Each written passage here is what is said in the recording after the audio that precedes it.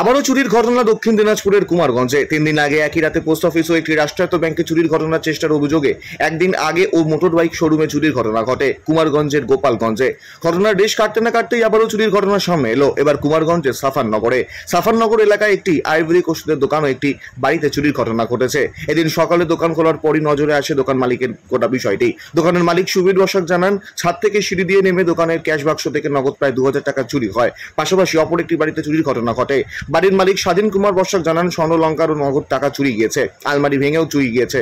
সেই মালিকের স্ত্রী বাণী বসাক জানান, 3 ভরি গয়না ও নগদ 5000 টাকা চুরি গিয়েছে। বাড়ির এই দিকটা ফাঁকা থাকায় বিষয়টি সকালবেলা জানতে পারি। ঘটনা তদন্ত শুরু করেছে কুমারগঞ্জ থানার পুলিশ। কি রে, চিন্তায় আছিস? বড্ড বিপদে পড়েছি। কি হয়েছে? আমার এক নিকট আত্মীয় আগুনে পুড়ে গিয়েছে। চিকিৎসক প্লাস্টিক সার্জনের কাছে রেফার করেছে, তো বাইরে গিয়ে চিকিৎসা চালানোর মতো সামর্থ্য এখন তো হাতের নাগালে প্লাস্টিক সার্জন। তাই কোথায়? রায়গঞ্জের রোজা ক্লিনিকে এখন নিয়মিত রোগী দেখছেন প্লাস্টিক সার্জন। টেন্ডেন ইনজুরি, জন্মগত ক্ষত যেমন ঠোঁট কাটা, মূত্রনালী প্রতিবন্ধকতা, ব্রেস্টের যে কোনো রকম সার্জারি, এভি ফিস্চুলা সহ একাধিক চিকিৎসা যত্ন সহকারে হচ্ছে রোজা ক্লিনিক, উকিলপাড়ায়, রায়গঞ্জ রেল স্টেশনের পাশে। প্রয়োজনে কথা বলুন 9732464382।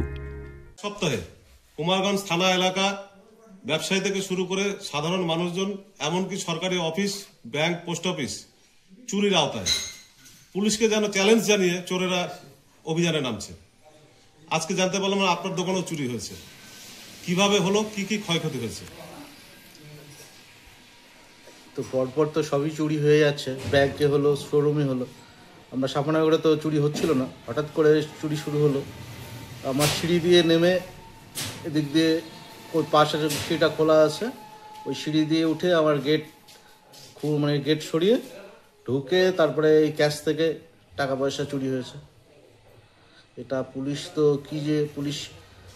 আপনার কি মনে হয় যে বর্তমানে কুমারগঞ্জ থানা এলাকায় প্রশাসনিক তৎপরতার অভাব এবং পুলিশিং হচ্ছে না, সেই কারণে এই উপদ্রবটা এভাবে দিনকে দিন বাড়ছে? হ্যাঁ, পুলিশি দেখাশোনাটা তো ঠিকঠাক হচ্ছে না। চারিদিকে শুধু সব নেশা জাতীয় জিনিসপত্র বেশি বেচাকেনা হচ্ছে, এই জন্যই বেশি করে আরও এগুলো হচ্ছে সব নেশা খাওয়ার জন্যই আরও বেশি করে এগুলো চুরি চামারি বেশি হচ্ছে। আপনার ক্ষয়ক্ষতি কি কি হয়েছে? টাকা পয়সা আমার যা থাকে, খুচরো টাকা পয়সা যা থাকে, এমনি টাকা রাখা হয় না, খুচরো টাকা পয়সা রাখা হয়, থাকে দোকানের যেটা থাকে মোটামুটি 1500-2000-3000 টাকা, সেটাই নিয়েছে। ব্যবসায়ী হিসাবে কতটা আতঙ্কিত আজকে আপনারা সাফানগরের ব্যবসায়ী মহল? ব্যবসায়ী হিসেবে তো প্রচণ্ড আতঙ্কিত, কারণ এভাবে যদি চুরি হয়, আজকে আমার হয়েছে, পরের দিন আমার আরেকজনের হবে, পাশের দোকানদারের হবে। এভাবে চলতে থাকলে তো সবাই কেউ ব্যবসা ঠিক মতো করতেই পারবে না। আপনার দোকানের জাস্ট উল্টো দিকে একটা রাষ্ট্রায়ত্ত ব্যাংক। ঠিক কয়েকদিন আগে গোপালগঞ্জেও একটা রাষ্ট্রায়ত্ত ব্যাংকে এরকম চুরির ঘটনা ঘটেছে। এই ব্যাংকেও তো এরকম একটা ঘটনা ঘটতে পারে?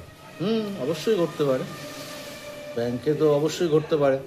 এটা পুলিশ নজরদারি ভালো করে রাখা উচিত।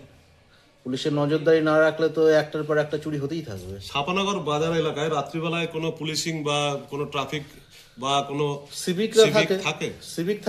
সিভিক তো আমার দোকানের সামনে, এই ব্যাংকের সামনে বারান্দায় থাকে। তো সিভিক থাকা সত্ত্বেও আপনার দোকানে চুরি হলো কি করে?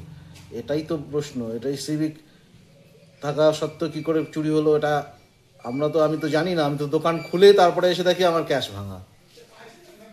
প্রশাসনের কাছে কি দাবি রাখছেন এই মুহূর্তে? প্রশাসনের কাছে দাবি রাখবো যে এটাই, যে ভালো করে মনিটরিং করা, কি করে এই চুরিগুলো, চোর যারা চুরি করছে ওদেরকে ধরতে হবে, এবং একটু প্রশাসনিক দিক থেকে ভালো করে চিন্তা ভাবনা করতে হবে। বাজারগুলোকে অন্তত সেফটি রাখতে হবে। আজকে পাশে একটা বাড়িতেও, আমার কাকার বাড়িতেও চুরি হয়েছে। আজকেই গত রাতে কি চুরি হয়েছে সেখানে? চুরি হয়েছে বলতে আলমারিতে যা ছিল জিনিসপত্র, আমি তো যেতে পারিনি, আমার দোকানেই চুরি হয়েছে। আমি কাকার বাড়িতে যাইনি, কাকার বাড়িতেও আজকে চুরি হয়েছে। তো এই মুহূর্তে আপনারা এখানে থানার পুলিশ এসেছিল তদন্তের জন্য? হ্যাঁ, এসেছিল, যারা ডিউটিতে থাকে সিভিক এসেছিল। কোনো থানার অফিসার আছে? না। অভিযোগ জানিয়েছেন? অভিযোগ বলতে ওদেরকে প্রথমে আমি ফোন করেছিলাম, যারা এখানে সিভিক যারা থাকে, গ্রামীণ পুলিশ সিভিক, তাদেরকে বলেছিলাম। আপনার নাম? সুবীর বসাক। কুমারগঞ্জ থেকে মান্টু সিংহের রিপোর্ট, কুলিক নিউজ।